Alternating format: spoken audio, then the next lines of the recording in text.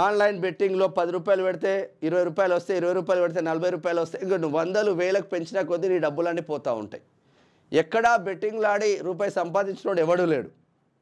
ఆ బెట్టింగ్లకు అలవాటవుతున్నారు, డ్రగ్స్కి అలవాటవుతున్నారు, గంజాయికి అలవాటవుతున్నారు. పాష్గా వాడు సిగరెట్ పట్టి పాష్గా తాగుతుంటారా అని చెప్పేసి ఓ పాష్గా పోరగాళ్ళు ఇంటర్మీడియట్ 10th క్లాస్ పోరగాళ్ళు కూడా అలవాటై వాళ్ళ కుటుంబాలకు దూరమై తర్వాత సిగరెట్ వానికి ఆ కిక్కెక్కక దాంట్లో గంజాయి నింపుకొని సిగరెట్లు తాగి కుటుంబాలను రోడ్ల మీదకి వస్తున్నారు.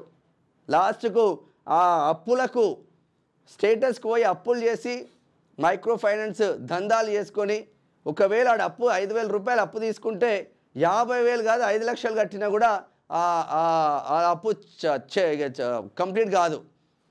ఇక న్యూడ్ వీడియోలు మీకు కుటుంబాలకు పంపిస్తాం, అది పంపిస్తామని బ్లాక్మెయిల్ చేసి రోడ్ల మీదకి నాశనం అవుతున్నారు. చాలామంది ఆత్మహత్యలు చేసుకుంటున్నారు.